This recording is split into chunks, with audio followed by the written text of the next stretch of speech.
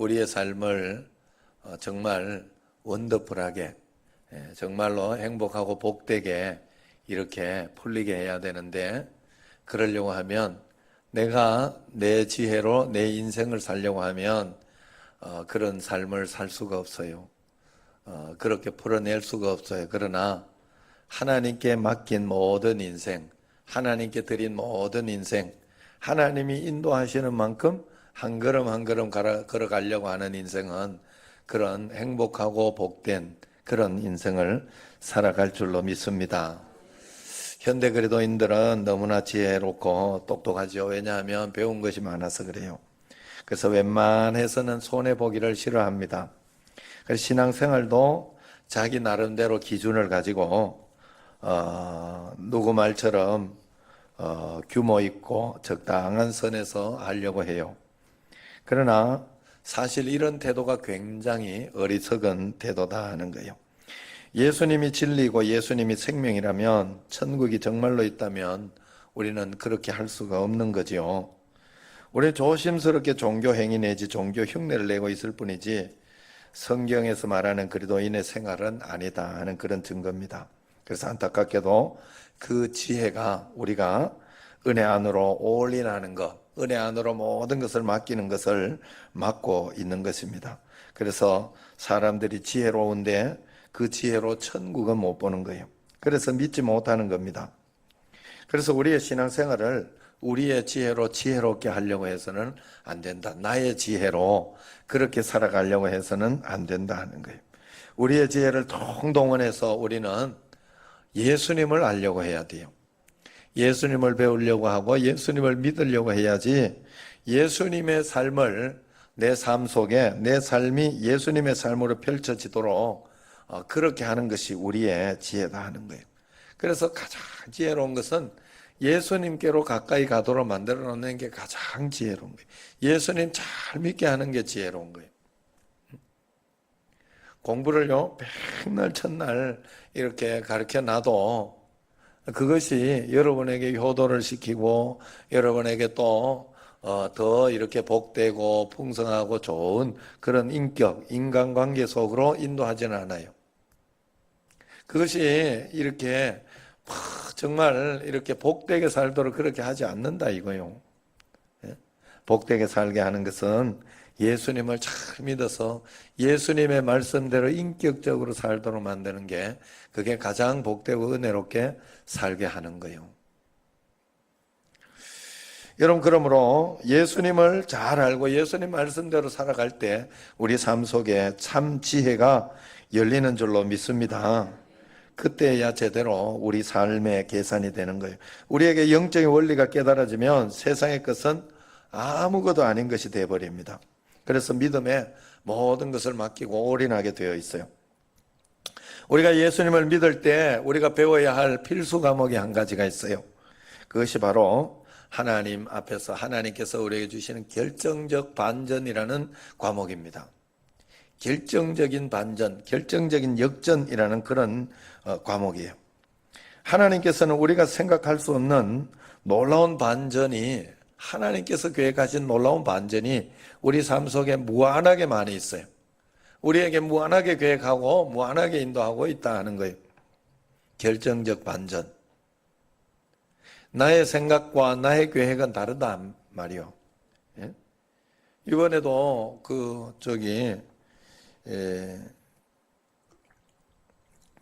이렇게 자꾸 이야기해서 안 되는데 걔가 자꾸 생각나. 너무 이렇게 제가 TV 동물농장 이런 걸 보고 하니까 너무 걔한테 이게 너무 이렇게 집중해 있는 삶이 있더라고. 이 전도를 하고 이렇게 해야 되는데, 사람에게 집중하고 생명에 집중해야 되는데 거기에 너무 집중하니까 좀 그렇더라고요. 제가 앞에서 이렇게 이야기하면 또 거기에 집중할까 봐 조금 걱정이 됩니다. 그렇지만 제가 이번에 이렇게 잃었는데, 제가 이렇게 정하욱 권사님이 잃었다가 어디서 찾았다더라? 모래내 시장에서 찾았다고.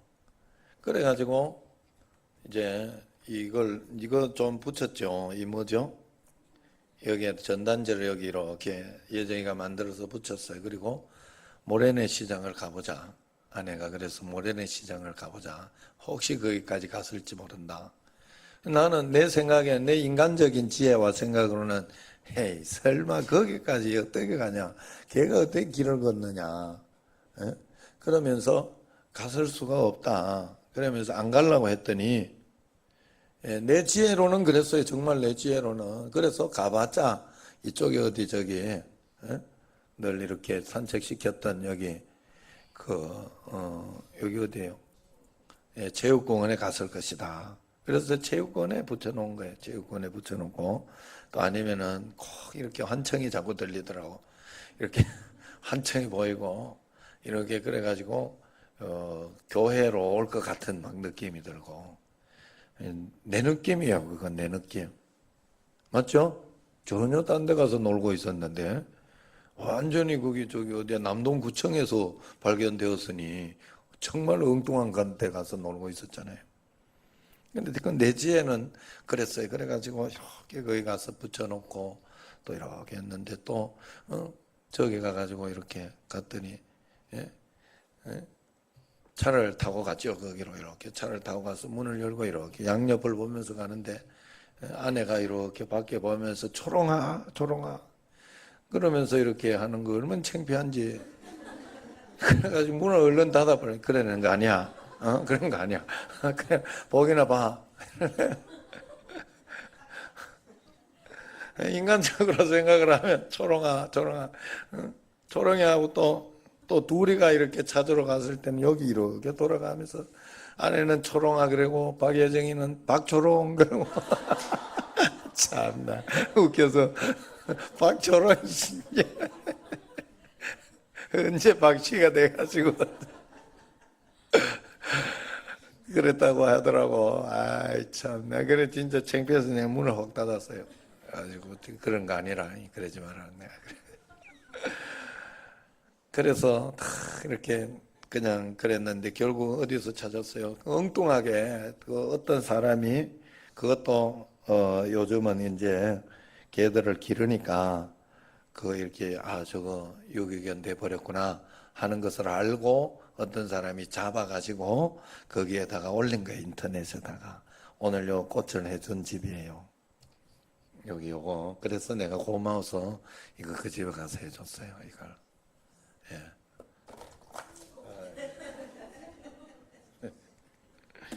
아셨죠? 확실히 알겠죠? 예. 그래서 그렇게 된 거예요. 자, 그런데 인간의 방법으로는, 인간의 생각으로는 여기 가면 있을 것 같고 저기 가면 있을 것 같지만 그렇게 되는 것이 아니에요. 이렇게. 그래서 우리는 언제나 하나님의 지혜를 찾아야 된다. 자, 그래서 결정적 반전이라는 그 과목을 우리가 꼭 배워야 돼요. 많은 믿음의 형제들이 주님을 만나고 자신의 삶을 향한 그분의 부르심을 발견하고 그 인도하심을 따라가고 싶어 합니다. 그러나 결정적인 순간에 인간적인 생각이 들어서 포기하고 낙심하고 하는 경우가 많이 있습니다. 왜냐하면 자기 생각과 경험으로는 도저히 해답이 나오지 않기 때문에 그래요. 그러나 우리가 믿음의 생활을 하려고 하면 그 결정적 순간에 주님을 따를 수 있는 결단을 배워야 돼요. 주님 앞에서 그 과목을 반드시 배워야 합니다.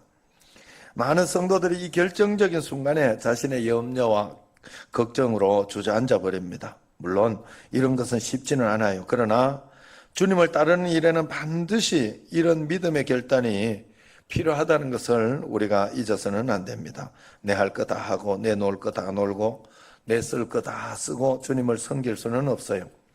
마태복음 10장 37절 8절을 보면 그렇게 아버지나 어머니를 나보다 더 사랑하는 자는 내게 합당하지 아니하고 아들이나 딸을 나보다 더 사랑하는 자도 내게 합당하지 아니하며 또 자기 십자가를 지고 나를 따르지 않는 자도 내게 합당하지 아니하니라 그랬어요. 39절에 그래서 이렇게 말하죠. 자기 목숨을 얻는 자는 잃을 것이요 나를 위하여 자기 목숨을 잃는 자는 얻으리라. 주님을 위해서 결정적인 결단을 할 수 있어야 된다 하는 말이에요. 이것은 가정 불화를 이야기하는 게 아닙니다. 이 결정적 결단 때문에 가정이 더 화목해지는 거예요. 참 신기하게도 여러분 다른 거 보다가 오늘 저녁에 이렇게 놀러 가서 어디 가서 가정의 화목을 위해서 가라오케 가서 있으면 굉장히 화목해지고 좋아질 것 같지만 그것보다 여기 와서 앉아 있는 게 가정이 굉장히 화목해지는 비결이 돼요. 신기하게도 사람은 신앙에 따라 사람이 살게 돼 있어요. 그래서 내 길을 가는 것이 아니라 한 방향으로 하나님의 뜻을 향해 갈 수 있도록 모든 가족들이 다 하나님을 바라보면서 예배하고 하나님 말씀을 들으려고 각자가 주의 음성을 들으려고 살면 우리가 다 한 방향을 보고 가는 거 아니에요. 하나님 방향을 바라보고 그렇게 살아가는 게 아니겠습니까? 그러니 우리가 정말 복되게 되는 겁니다. 마태복음 6장 33절에 보면 그런즉 너희는 먼저 그의 나라와 의를 구하라. 그리하면 이 모든 것을 너희에게 더하시리라. 그렇게 말씀합니다. 이 모든 것을 더하시는 것을 보기 위해서는 언제나 먼저 해야 될 일이 있어요. 먼저 뭘 하라고 그랬어요? 그의 나라와 의를 구하라. 자, 그런데 우리는 언제나 그렇게 이걸 반대로 해석을 해요. 그의 나라와 의를 먼저 주면 이 모든 것을 더해 주면 그의 나라와 의를 구하겠다. 그렇게 해요. 그래서 하나님의 어떤 복음, 하나님의 것을 굉장히 싸구려로 만들어버려요. 여러분, 복음은 모든 사람에게 펼쳐져 있고 모든 사람에게 허용되어 있고 모든 사람들에게 열려있는 그런 참으로 복된 것이지만, 그래서 모든 사람에게 줄 수 있는 굉장히 광대하고 큰 그런 축복이지만 그 복음이 결코 값싼 것이 아니에요. 결코 누구에게나 열려 누구나 받을 수 있다고 해서 값싸고 그것을 여러분 우리가 함부로 대충 나도 받고 이 집사님도 받고 박 집사님도 받고 이렇게 다 받는다고 해서 이것이 내가 그렇게 값싼 것으로 취급해서는 그 축복을 받아 누릴 수가 없어요. 값싸게 취급한 만큼 값싸게 복음은 취급되는 거예요. 굉장히 귀한 것이란 말이에요. 가장 귀한 것이 여기에 올인해야 하는 것이란 말이에요. 그래서 여기에 우리가 올인하는 그런 삶을 살 때 우리는 귀하게 대접받으며 귀하게 인도받는 거예요. 하나님 앞에 절대적인 어떤 그런 인도를 받을 수 있다 하는 거예요. 여러분, 어떤 것도 세상에 어떤 것도 귀한 것을 귀하게 취급하지 않으면 그것은 버려지게 돼 있어요. 돈,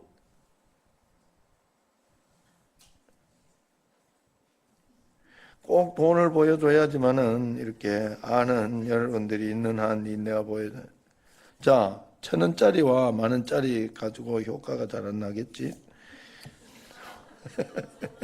5만원짜리. 자, 이게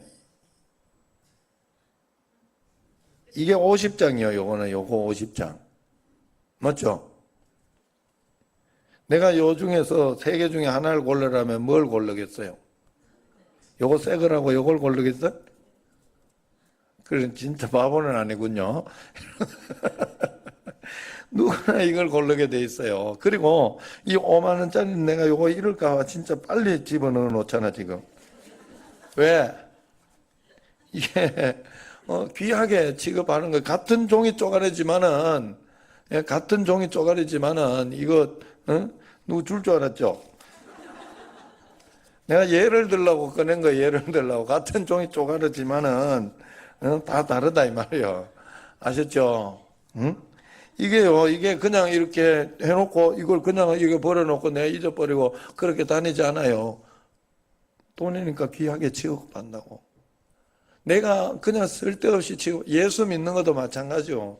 내가 귀하게 하나님 앞에 이 받은 구원을 귀하게 여기면서 말씀대로 살아봐야지, 하나님 뜻대로 살아봐야지 해야지 하나님의 놀라운 축복이 우리에게 일어나는 것을 볼 수 있지. 대충 하고 적당히 하는데 그런 일이 일어난다는 것은 정말 값싼 싸구려의 어떤 그런 취급을 하는 거예요, 우리가. 굉장히. 그래서 우리가 그렇게 해서 받으려고 하면 안 돼요, 하나님 앞에. 정말 하나님 앞에 애를 쓰고 노력하고, 그래서 애를 쓰고 노력하는 데 있어서, 그렇게 잘하려고 하는 데 있어서는 이야기할 게 없어, 우리가. 예? 자꾸 노력하고 애를 쓰는 데 있어서는.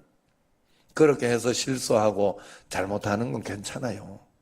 2번, 3번 하다가 보면 사람은 신기한 거는 왜 자꾸 노력하고 애를 쓰라고 하는가 하면 2번, 3번 하면 반드시 이것이 바뀌게 돼 있어요. 예? 잠자는 것도 마찬가지라고. 예? 이게 그냥 한번 잔다고 이걸 포기하고 계속 2번, 3번 그냥 포기해버리면 아예 자버리는 거에 되는 거예요. 잘 수 있어요. 너무 피곤하니까 피곤해서 이렇게 쓰러질 수 있어요. 그러나 그게 예배 드릴 때마다 계속 되어진다면 문제가 되는 거예요, 그건.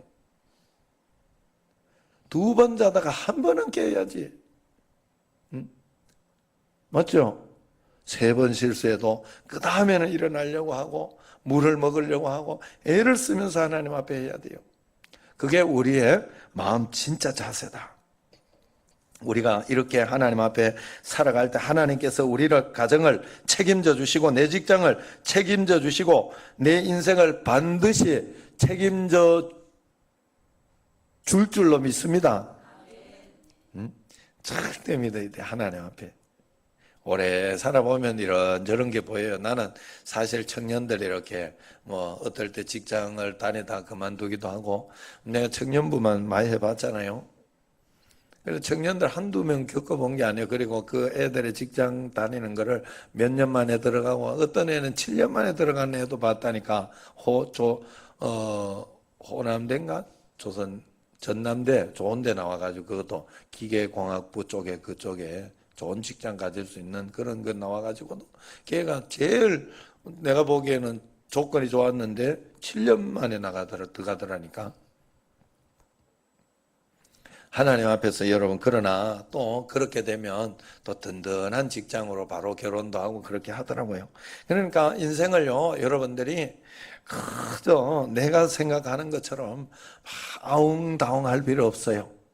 하나님 앞에서 맡기고, 그리고 내가 마음속에 아웅다웅해지려고 하면, 기도할 수 있는데 내가 왜 이러지? 딱 이 생각 하나만 하면 돼. 기도할 수 있잖아, 우리는. 하나님 앞에 매달릴 수 있잖아요. 이 남편이 왜 이렇게 말을 안 들을까? 예? 박미숙 집사님 왜 이렇게 오늘 지금 저녁에 커피 한 잔 마시러 왔다고 했네. 봤어요? 들었어요? 모르죠? 커피 한 잔 마시러 왔대. 한번 싹 이렇게 산책하면서 왔나 봐요. 산책하면서 예? 고순조 씨가 왔다가 그래서 이렇게 왜 이렇게 말을 안 듣나? 그러면서 막 속이 상하고 신경질 나려고 할 때 여러분들이 신경질을 내지 말고 기도할 수 있지. 이게 믿음이요. 아셨죠? 내 마음속에 염려가 되고 답답증이 일어나고 정말로 내가 울컥하고 그렇게 될 때, 그 마음이 들어갈 때 여러분 마음속에 내가 기도할 수 있는데 내가 왜 염려하지? 기도할 수 있는데 내가 왜 이러지? 이 마음이 생기면 믿음이 온 거예요, 여러분 마음속에. 그래, 기도하세요. 그 시간에 하나님께 기도하고 또 맡기고 내려놓는 게 사실 믿음이에요.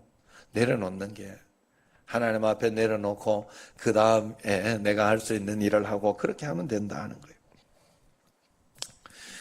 여러분, 지금도 우리는 내 앞에 열린 수많은 가능성 앞에 씨름하고 있습니다. 그렇기 때문에 주님, 내게 무엇을 원하십니까? 주님 나를 인도해 주십시오 하고 우리가 기도해야 돼. 비록 작고 연약하지만 내 자신을 주님께 조금씩 내어 드리다 보면 그분의 무한한 가능성으로 우리를 분명히 인도해 주십니다.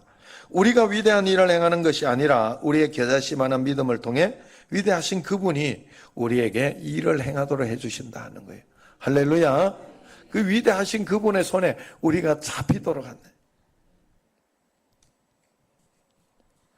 우리는 너무 쉽게 그리고 너무 일찍 내 삶에 대해서 단정을 내릴 때가 너무나 많아요.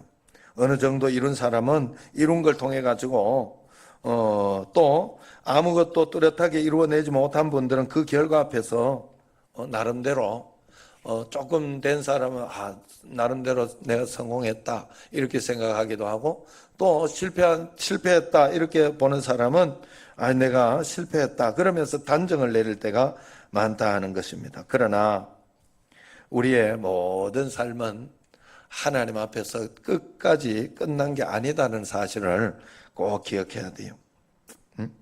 어떤 사람 목사님, 내 삶의 가능성은 수많은 실수와 실패로 이미 얼룩지고 망가졌어요. 더 이상 뭘 해볼 힘도 기회도 보이지 않습니다. 그렇게 말하는 분들도 있을 것입니다.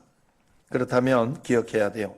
예수님의 십자가의 보혈은 그 수많은 실수와 죄로 얼룩진 우리 인생을 다시금 깨끗이 씻어주고, 또 그것으로 하여금 다시 승리할 수 있도록 다시 일어날 수 있도록 부활의 능력으로 우리의 모든 것들을 해주었다는 사실을 기억해야 된다 하는 거예요. 예수님의 부활의 능력은 무모하고 어리석은 시행착오로 뒤틀려진 우리의 인생을 새롭고 온전하게 하실 수 있을 만큼 충분하다 하는 사실을 믿어야 됩니다. 우리는 소망이 없지만 주님께는 소망이 있어요. 우리는 늘 실수투성이고 문제투성이지만 그런 우리를 통해서도 주님은 다시 새롭게 하실 수 있다 하는 거예요. 그래서 주님이 수고하고 무거운 짐진 자들아 다 내게로 오라. 내가 너희를 쉬게 하리라. 나는 마음이 온유하고 겸손하니 나의 멍에를 메고 내게 배우라. 그리하면 너희 마음이 쉼을 얻으리니 이는 내 멍에는 쉽고 내 짐은 가벼움이라 하시니라 했어요. 할렐루야. 우리가 주님께 가서 배워야 돼요. 주님께 내려놓고 배워야 돼요. 내가 십자가를 지는 단 한 가지 이유, 내가 십자가로 살아가는 단 한 가지 이유, 주님 앞에 배우고 주님 앞에 내려놓기 위해서, 주님 앞에 모든 것을 맡기기 위해서 그런다 하는 거예요. 할렐루야. 네? 우리가 주님 앞에, 조세종이, 내가 오늘 전화하고 싶더라 조세종이. 잘했다. 이래라도 꼭 왔다가 집에 가. 알았지? 진짜 세종이가 이렇게 내가 너무 감사하네요. 딱 경찰이 돼가지고 제가 일부러 여기를 안 떠나고 있다는 사실을 아십니까? 우리 교회를 지켜주려고 한 번씩 순찰을 하려고 이렇게 감사하잖아. 여러분, 우리가 정말 주님 앞에 우리 삶이 왜 수고롭고 무겁겠어요? 내가 주인이 되어서 그래요. 내가 주인 되어서 이루려고 애쓴 모든 수고는 한순간에 이슬처럼 사라져 버립니다. 그러나 주님이 주인 되어서 우리 삶을 이끄시는 대로 순종하며 나아가면 우리의 선한 목자 되신 주님은 우리를 완전한 길로, 완벽한 길로 인도하실 것이다. 그리고 그 모든 것이 영원히 남아서 하늘에 기록될 것이라 이야기합니다.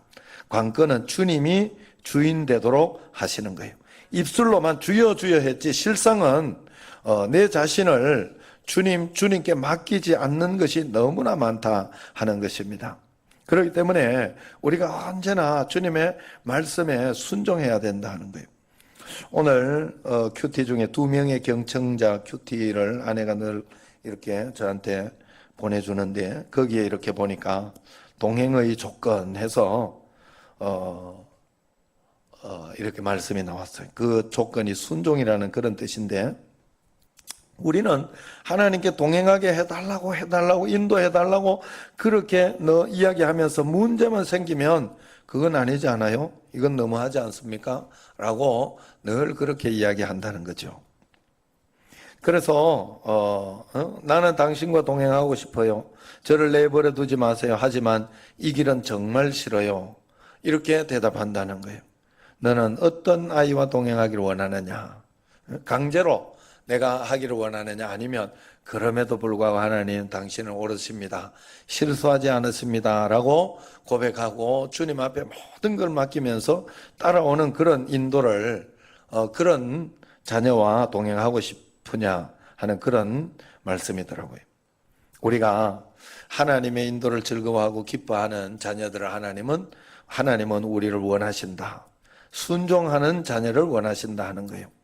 우리 신앙생활의 승패의 관건은 주님이 내 삶의 주인 되도록 하시는 거예요. 그러므로 그렇게 하기 위해서는 우리가 몇 가지를 하나, 세 가지를 주님 앞에 가져야 돼요. 주님이 내 삶의 주인 되도록 하는 방법. 첫 번째는 일단 그 사건을 받아들여야 돼요. 내게 일어나는 사건을 원망과 불평으로 내치거나 그것 때문에 답답해하고 힘들어하고 그렇게 하기 시작하면 거기에서 하나님의 뜻을 받을 수가 없어요. 왜냐하면 하나님이 허락해 놓았기 때문에 나는 받아들여야 하는 책임이 있어요. 그래서 그걸 통해서 받아들인다는 의미는 그걸 통해서 내가 배우겠다는 뜻이 거기에 들어있어요. 어떤 것이라도 하나님 앞에 내가 받아들이고 배우기 시작해야 돼요. 사람은 살아가면서 굉장히 실수를 많이 하고 잘못하는 것도 많아요. 그러나 그게 우리의 삶을 이렇게 규정해서는 안 돼요. 저 사람이 실수했다고 저 사람 나쁘다 이렇게 해서는 안 돼요. 실수할 수 있죠. 그러나 우리에게 그 실수하는 그걸 우리에게는 용서의 책임이 있잖아요. 사실 예수님을 믿는다고 하면 용서하고 포용하고 사랑하는 게 바로 우리의 모습 아니에요. 사실은. 그렇기 때문에 일단 내는 아무리 속상해도 내가 싸우고 다투고 신경질 부리기 시작하면 거기에서 하나님의 뜻은 없어져 버려요. 마귀의 뜻만 남게 됩니다. 그것 때문에 우리는 마귀를 높이는 어떤 그런 일만 하게 된다 하는 거예요. 그 다음에 두 번째 그걸 받아들였으면 그 문제를 가지고 반드시 하나님 앞에 나아가야 돼요. 하나님의 음성을 잘 들어야 됩니다. 하나님은 어떤 문제도 우리에게 실수해서 적당히 주는 것은 없어요. 내가 실수해서 일어나는 일은 많아요.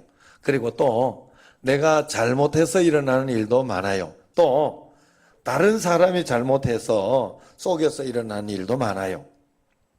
그러나 여러분 제가 성경을 보면 오늘 제가 고린도 전후서를 읽으면서 그걸 느꼈어요.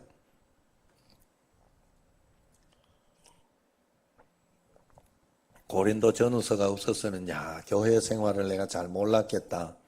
교회를 어떻게 교회를 인도하고 그렇게 하는 걸 잘 몰랐겠다 하는 생각이 있었어요. 예수님 안 믿는 사람은 교회 밖에 있는 사람은 너희가 어떻게 하든지 그건 너가 신경 쓸 일은 아니다 그랬어요. 왜냐하면 그건 세상 법이 있잖아요. 세상 권세가 있잖아. 거기에서 알아서 할 일이야. 그리고 그러한 일들이 우리에게 또 일어나도 여러분들이 그런 방법을 써야 돼요. 그걸 가지고 세상에서 이렇게 어떤 사고가 일어나거나 그런가 하면 세상 법에 맞춰서 내가 그걸 해야 돼요. 그래가지고 저번에 오하연 성도님 졌으면 그냥 할 수 없어 따라가야 돼. 거기 법에. 거기에 물어보니까 그러더라고. 거기에 법률 거기 우리 그 교회에 있는 주한장로교회 그 법률 상담사에게도 이렇게 물어보고 하니까 결정이 났으면 어쩔 수 없다. 판결이 났으면 판결 나기 전에 빨리 어떻게 저떻게 해봐야 되는데 판결이 나면 그걸 따르는 수밖에 없다. 그렇게 해서 우리도 포기를 한 적이 있어요. 어쨌든 그러나 법적으로 내가 다시 한번 해볼 수 있으면 끝까지 해봐야 되겠죠. 그건 그렇게 하지만 교회에서 일어난 일을 너가 예수님 믿는 걸 판단 못하면 되겠느냐라고 이야기를 하더라고. 성경에서. 어떤 사람이 성경에서 이렇게 어떤 장로님이 이렇게 그 식당에 가가지고 소주를 저기에다가 이렇게 요 주전자에 넣어달라고, 아니면 물병에 넣어달라고 이래가지고 한 잔씩 하고 있다. 요건 우리가 판단할 수 있지 않느냐 이 말이야. 있어요, 없어요? 다 한 잔씩 하나 보네. 내가 보니까 이게 썰렁한 거 보니까 이게 그래서 꼭 이렇게 물론 한 잔 할 수는 있겠지. 그거 가지고 뭐 이렇게 구원의 문제가 있는 건 아니죠. 그러나 여러분 절대 이렇게 다른 곳에 믿는 자가 다른 사람들과 함께 있을 때는 먹지 않아야 돼요. 응? 알았죠? 다 알아요. 정하옥 권사님이 다 이렇게 교회 별로 안 다니는 척해도 다 권사인 줄 다 알아 남들이. 그렇기 때문에 조심해. 그러니까 정 먹고 싶으면 어떻게 하라 그랬어요? 집에 혼자 사가지고 와서 깡소주 한번 까보라 이 말이요. 그렇게 괜찮아요 그거는. 정 먹고 싶으면 그래 내가 믿는데 그렇게 하지 않는 게 좋더라 하는 거예요 정말. 그런데 요즘은 오히려 교회 다니는 사람이 그런 거에 너무 더 이렇게 편안하고 너무 더 이렇게 리버럴하게 그런다는 이야기가 있어요. 그렇게 해서는 안 돼요. 하나님 앞에서 우리가 그래서 가족들이 있을 때 우리가 정말 포도주 한잔 하자. 뭐 이렇게 맛있는 거 치킨이나 이렇게 먹으면서 얘가 바른지 안 바른지 모르겠네.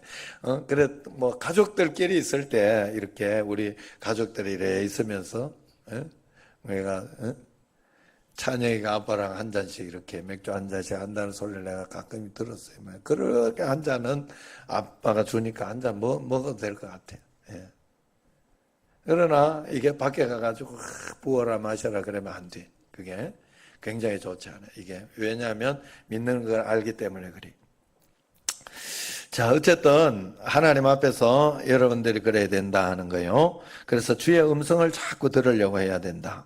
어쩌다가 거기까지 갔지? 멀리 나갔네. 자, 그래서 여러분 우리가 하나님의 음성을 자꾸 들으려고 해야 되는데 우리가 진정으로 하나님의 가르침을 받으려고 하면 우리가 말씀을 듣는 그 자격을 갖추는 게 굉장히 중요해요. 예배 드릴 때 설교자의 설교도 굉장히 중요하나 그것보다 더 중요한 것은 말씀을 받는 자의 태도라는 사실을 알아야 돼요. 여러분 좀 더 정확히 말하면 우리가 하나님의 가르침을 받을 수 있는 상태가 되어 있어야 된다는 거예요. 우리가 진리를 듣기에 적당한 상태에 있지 못하면 설교를 듣거나 좋은 책을 읽거나 성경 자체를 읽어도 얻는 것이 없어요. 왔다가 간다고 되는 게 아니에요. 진리를 올바로 듣는데 요구되는 도덕적인 조건들을 충족했지 못했기 때문에 그래요. 그래서 이사야 55장 11절에 내 입에서 나가는 말도 이와 같이 헛되이 내게로 되돌아오지 아니하고 하는 그런 말씀이 있어요. 이 말씀은 하나님의 진리가 선포되는 곳에서는 언제나 효력이 나타난다 하는 그런 뜻이 아니다는 거예요. 헛되이 돌아올 수도 있더라 하는 거예요.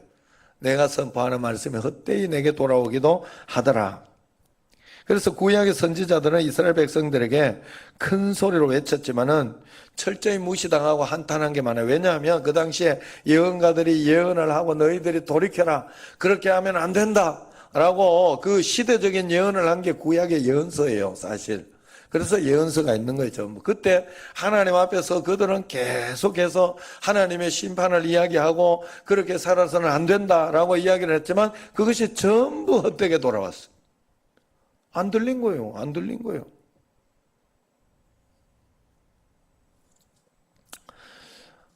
우리가 목사의 설교를 들을 수 있는, 강단의 설교를 들을 수 있는 자격이 있는지 내 자신을 늘 돌아봐야 돼요.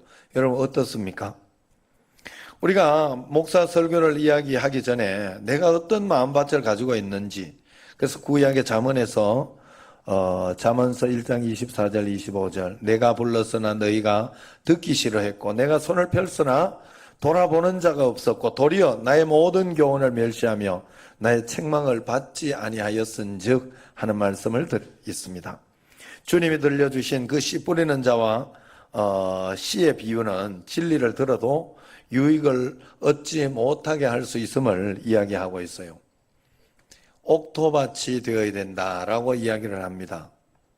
옥토밭을 만들어라. 씨는 옥토밭에 뿌려진 씨나 가시떨기에 뿌려진 씨나 둘 다 문제가 있어요, 없어요? 옥토밭에 문제가 없어서 가시떨기에 뿌려진 씨가 문제가 있는 거예요? 가시떨기 밭이 문제가 있는 거예요? 예? 큰 소리로. 예. 고명채. 뭐가 문제가 있어? 밭이 문제가 있네. 밭이 분명히. 그죠? 씨 뿌리는데 씨는 아무 문제 없어요. 다 거기에는 생명이 일어날 수 있고 복을 받을 수 있는 어떤 그런 모든 것이 다 들어있어요. 그런데 밭이 거기에 가시가 있거나 가시밭이 되어 있거나 아니면 돌짝밭이 되어 있거나 아니면 길가처럼 단단한 무슨 이야기를 들어도 튕겨나오는 그런 마음밭이 되어 있지만 여러분 사실 오늘 여기에 오신 분들은 좋은 마음을 가지고 목사님 좋게 생각하고 저를 좋게 생각하며 말씀 잘 받으려는 마음을 다들 가지고 있어 그나마 말씀을 듣고 있지. 여기에 혹시 이렇게 저 목사님 어땠다던데 돈이 어떻게 했다던데 이래 저번에 뭐 어쨌다 이러고 이런 소리를 들어갈 삐딱한 마음이 있으면요 그 참 신기합니다. 안 들려요. 다 이상하게 들려. 신기하게도. 마음밭은 굉장히 중요한 거예요. 여러분.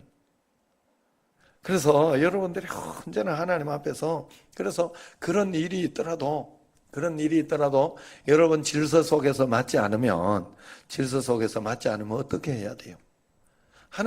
그건 하나님이 처리하실 문제입니다. 하나님 앞에 내가 답답하고 어떤 그런 것이 있으면 하나님 앞에 기도할 수 있는데 왜 걱정해요? 기도할 수 있는데. 혹시 어떤 분이 나한테 어떤 장로님 나한테 굉장히 힘들게 한다. 기도하면 되잖아. 하나님 저 장로님을 좀 돌봐 주시옵소서.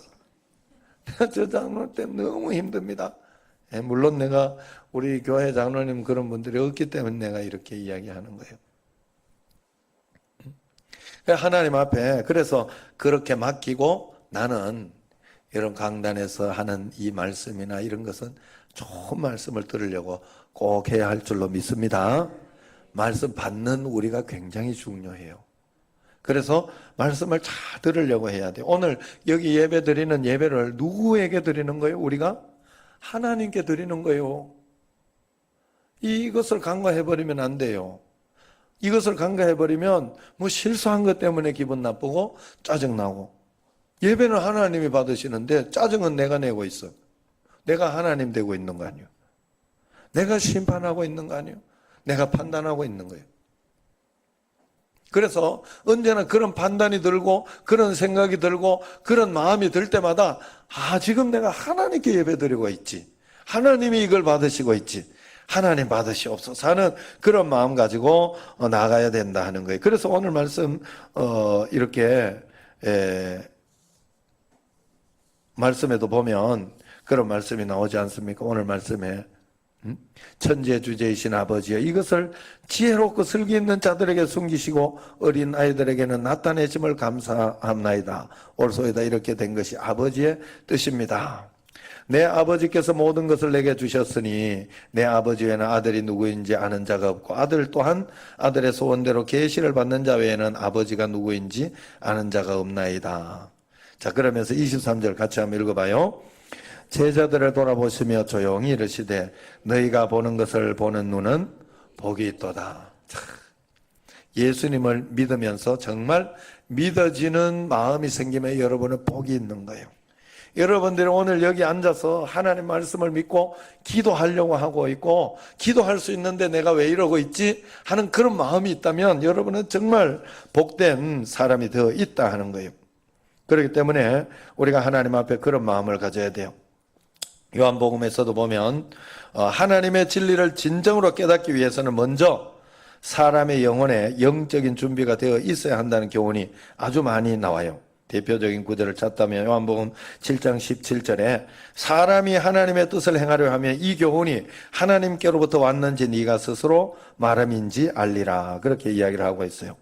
사도 바울도 이렇게 이야기하죠. 육에 속한 사람은 하나님의 성령의 일들을 받지 아니하나니 이는 그것들이 그에게 어리석게 보이며 또 그는 그것들을 알 수도 없나니 그러한 일은 영적으로 분별되기 때문이니라. 사실 우리가 교회에서 일어나는 이런 설교나 이런 것들, 야, 진짜 사실 기독교적인 것에서 간증을 하고 이렇게 우리 어디입니까? 청문회에서 가끔씩 이렇게 그 기독교 간증했던 내용을 가지고 막 끌어내리기도 하죠. 그것과 이 간증과 그 세상의 어떤 이야기와는 전혀 별개거든.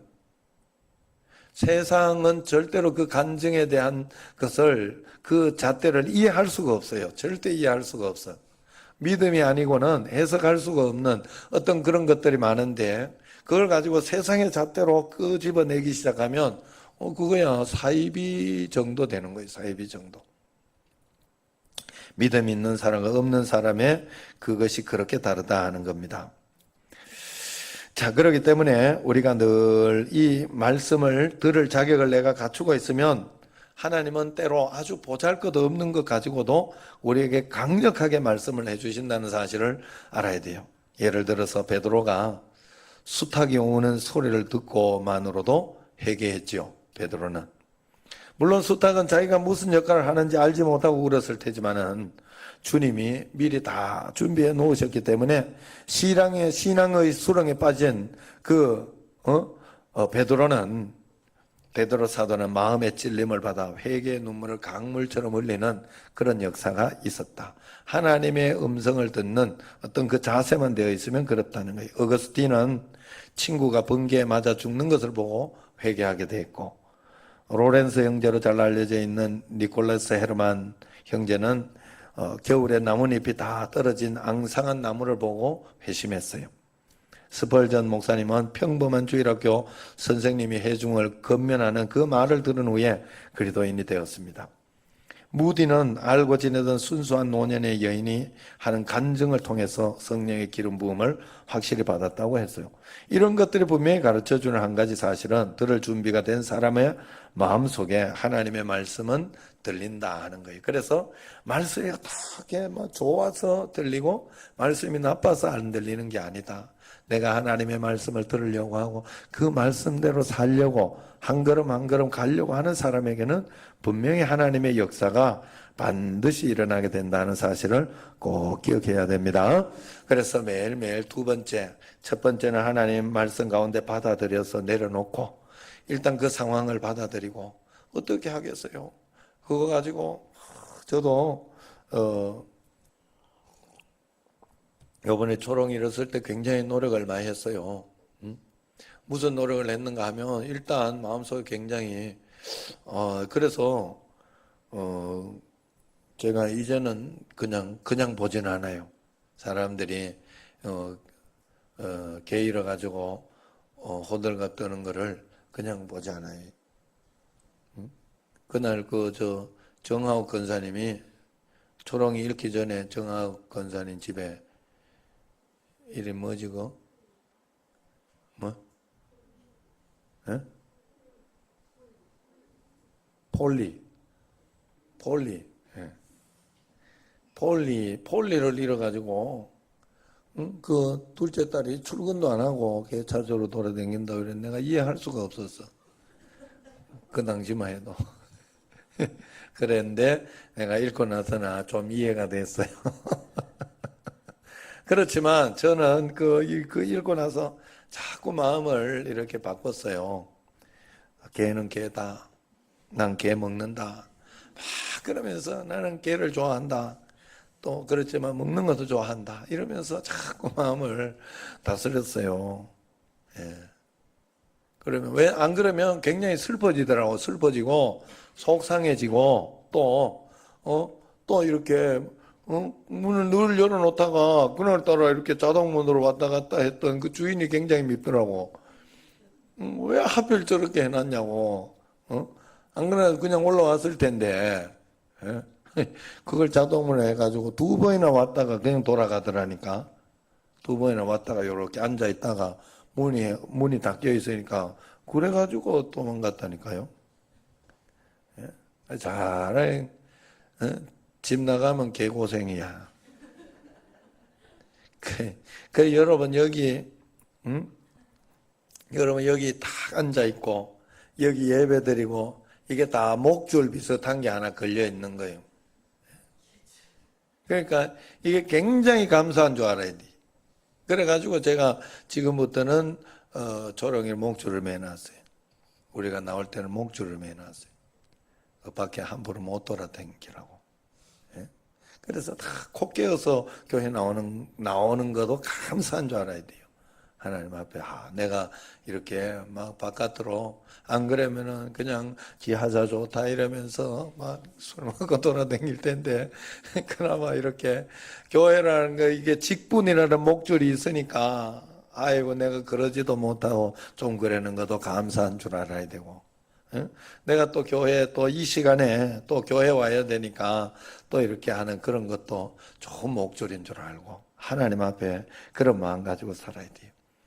자, 어쨌든 주님 앞에 그렇게 살아야 됩니다. 첫 번째는 다 내려놓고 주님 앞에 문제와 상황을 받아들이고 그 다음에 주님께서 우리에게 가르쳐 주시는 그 음성을 잘 들으려고 해야 되고 그 다음에 세 번째로 마지막으로는 모든 것 가운데 하나님은 절대 실수하지 않으니까 이런 실수와 이런 어떤 잘못된 것 이런 것을 통해서도 하나님은 좋은 것으로 하나님의 그 무한하신 결정적인 반전이 있다 하는 사실을 믿고 나아가야 돼. 우리는 그거 하나 믿어야 돼. 참 신기하게도 정말 실수한 그런 것 가지고도 하나님은 결정적인 반전을 일으켜 주시더라고요. 일으켜 주시더라고요. 할렐루야. 하나님 인도하시는 삶, 그 결정적 반전이 있는 삶을 매일매일 살아내는 여러분과 저가 되기를 주의 이름으로 축원합니다. 기도하겠습니다.